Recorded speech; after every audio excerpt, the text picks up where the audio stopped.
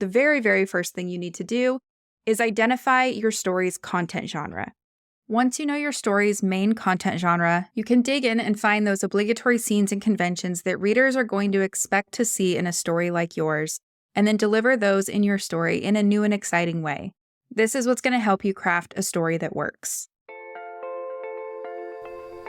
Welcome to the Fiction Writing Made Easy podcast. My name is Savannah Gilbo, and I'm here to help you write a story that works. I want to prove to you that writing a novel doesn't have to be overwhelming. So each week, I'll bring you a brand new episode with simple, actionable, and step-by-step strategies that you can implement in your writing right away. So whether you're brand new to writing or more of a seasoned author looking to improve your craft, this podcast is for you. So pick up a pen and let's get started. In today's episode, we're going to talk about obligatory scenes and conventions, and specifically how to find the obligatory scenes and conventions that readers would expect to see in a story like yours.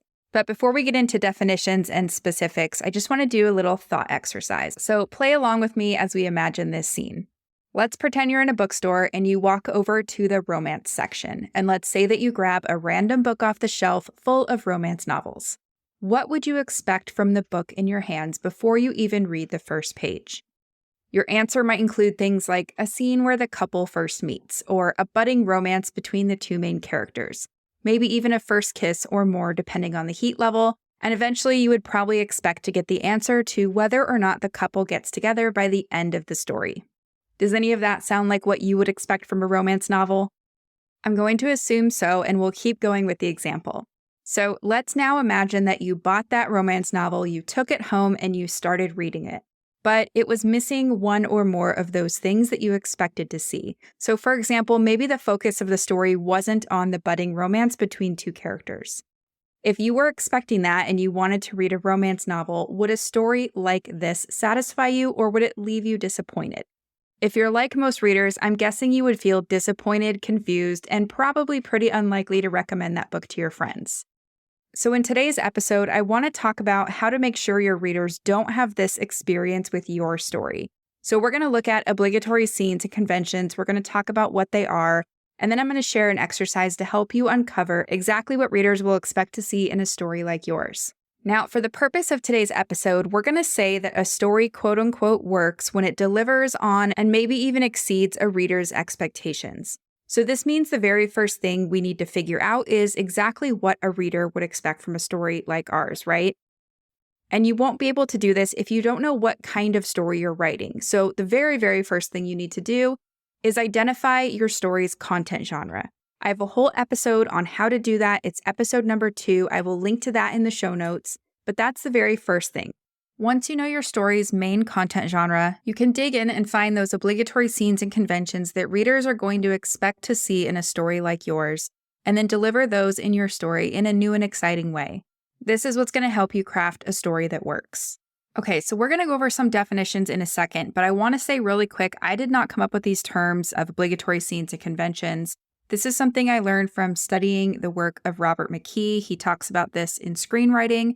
And then Sean Coyne over at the Story Grid adapted this into a method for novelists. So if you do want to go deeper into learning about these things, definitely go check out Robert McKee's book Story or Sean Coyne's book The Story Grid.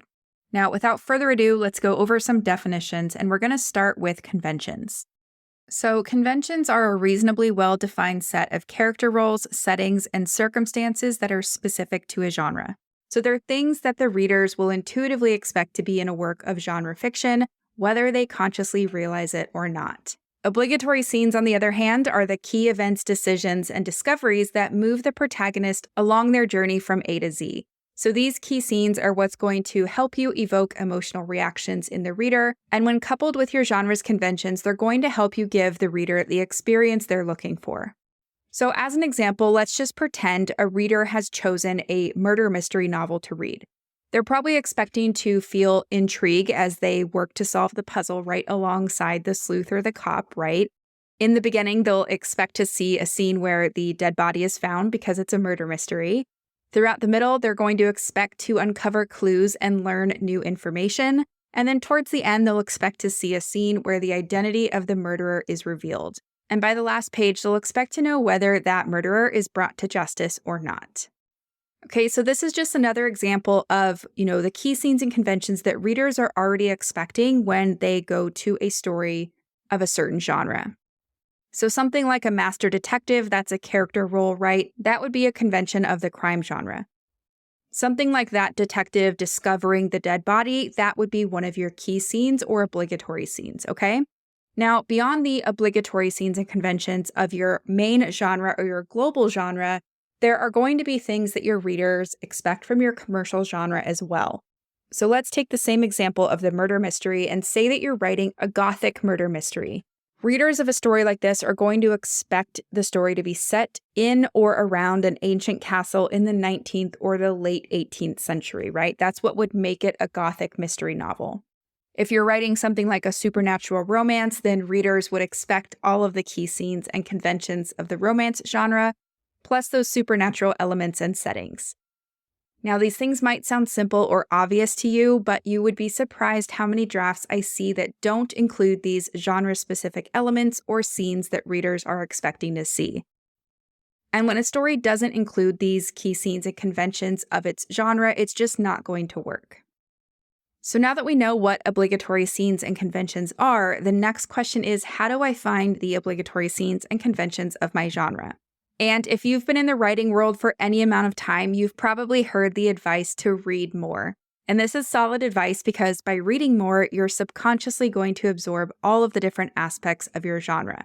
And the more you read in your genre, the more these things will become automatic when you outline and write your next novel. You're going to be able to see how other writers handled those obligatory scenes and conventions in your genre, which tropes have been done to death, and so much more. So that is my primary advice, to read more. But beyond that, there are 3 steps you can take to uncover the obligatory scenes and conventions of your genre. And step 1 is to identify 3 to 5 comp titles or comparable titles. And these are stories like yours that would sit on the same bookshelf. So assuming that you already know your story's content genre, I recommend finding 3 to 5 books or movies that are similar to the story you're writing that are also in that content genre. So for example, let's say that I was writing a young adult coming-of-age romance. I might identify these 3 books as my comp titles. So number 1, The Fault in Our Stars by John Green. Number 2, Everything, Everything by Nicola Yoon. And number 3, Simon vs. the Homo Sapiens Agenda by Becky Albertalli. So that's step 1, just identifying 3 to 5 comp titles. And if you're having trouble figuring out what genre you're writing in or what your comp titles are, I don't want you to give up. It is worth the time and the effort to figure it out, and you can even work with a developmental editor or book coach if you need one-on-one assistance. But you can ask yourself, what story am I really trying to tell here? So focus on that main storyline, find similar stories to the one that you want to tell, and then figure out what the genre of those 3 to 5 stories are. And then just by going through the rest of the steps that we're going to go over now, you're going to learn so much about your story and build a really awesome framework. So it is totally worth the effort. Okay, so that's step 1, identify those comp titles. And then step 2, we want to figure out what your comp titles have in common. So as you read those 3 to 5 books that you've chosen, or watch the movie version of those books, because that counts too, I want you to write down everything you notice that they have in common. So think of this list that you're creating as the first draft of your obligatory scenes and conventions. You're going to edit and refine this list later as you go through each of your comp titles. Then once you're done, you're going to organize your notes into scenes and conventions, and then you can summarize and combine those notes where appropriate to get a statement that expresses the idea in a generic way in as few words as possible. So let's say that you're watching these movies or reading these books, and you notice there's always a scene in a romance where 2 characters come together and meet for the first time. You might write something on your list like the 2 characters meet, or something like that, just a short little generic phrase. And the goal of this is to create a list that you can easily work with and apply to other stories. So it's not to come up with the most perfect list, okay? As you read more books in your genre or watch more movies, you can continue to refine this list, making changes or deleting things as needed. So that's step 2. Step number 3 is to refine your list of obligatory scenes and conventions. So once you've read all the books or watched all the movies and made your list, it's time to refine that list and complete your final list of obligatory scenes and conventions. So you want to ask, what character roles, settings, and circumstances do all of your comp titles have in common? Those will be your conventions. And then you want to ask, what scenes do all of your comp titles have in common, and which ones had the most impact? These are going to be your obligatory scenes. Now, yes, this is going to take time, and no, this is not actually button chair writing. However, the depth of insight and knowledge that you're going to gain from studying stories in your genre is going to be huge. It's going to give you a better understanding of how to craft a story that works and delivers on readers' expectations. Plus, once you've done this exercise for multiple stories, you're going to have an invaluable reference kit for all the stories you write in the future, and that is a pretty neat thing to have if you ask me. Now, if you've been listening to this podcast for any amount of time, you know that I've done a lot of this work to uncover the obligatory scenes and conventions of each genre already. I'm going to link them in the blog post that goes along with this episode. You can find the link to that in the show notes.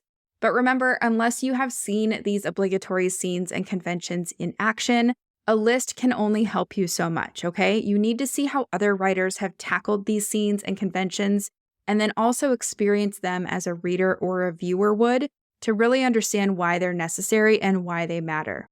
So I do have those available for you on my website, but I still recommend going through this exercise to really internalize them and cement them in your brain.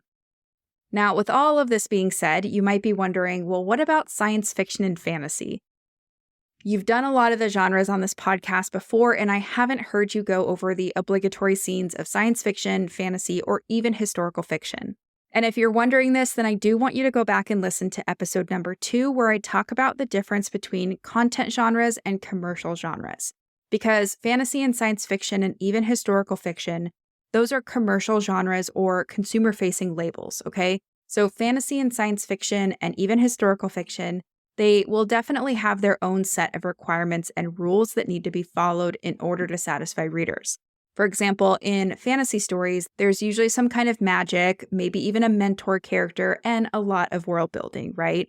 But as writers, what we need to identify is what kind of story happens within that fantastic or magical setting. So this is why you need to know your story's content genre. Your fantasy or science fiction story needs to include the key scenes and conventions of whatever content genre best suits your idea. So for example, you can have an action story set in a fantasy world, a romance that takes place in outer space, or any combination that you want. If you are writing science fiction or fantasy, I have another episode I want you to go check out. It's episode number 95 called How to Start Writing Your Science Fiction or Fantasy Novel, and we will link to that one in the show notes as well. Another question I get asked when I talk about obligatory scenes and conventions is, won't using these as a framework stifle my creativity, or won't this make me write a formulaic novel? And my answer to this is always no. And that's because figuring out how to present the obligatory scenes and conventions of your genre in a new and innovative way actually requires a lot of creativity and imagination. So as an example, just think about Agatha Christie, right? She writes amazing mysteries. She took a tried and true convention of the crime genre, which is a master sleuth, and innovated on that convention when she created her amateur sleuth, Miss Marple. So she didn't eliminate the central clue hunter from her story. She just changed the personality and the background of the investigator and came up with something new. So she abided by the convention, but delivered it in a really new and fresh way. And the cool thing is that you can do this too. So once you learn the obligatory scenes and conventions of your genre, you can use them as a framework to craft your story.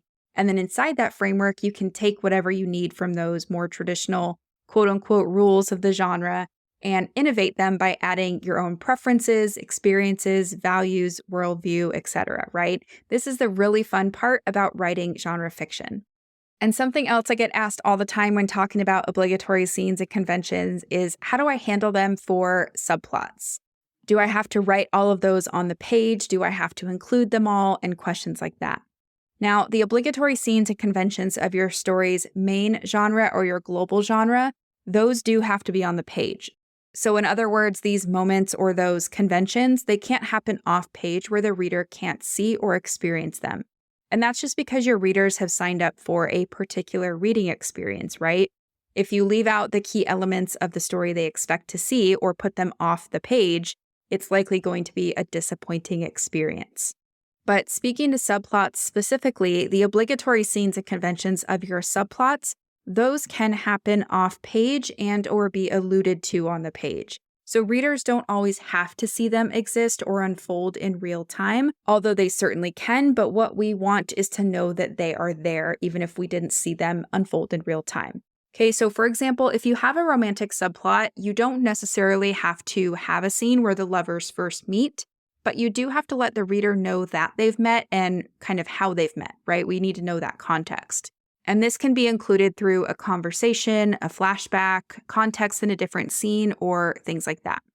So hopefully this episode gave you a nice little overview of obligatory scenes and conventions, why they're important, how to find them for your genre, and things like that.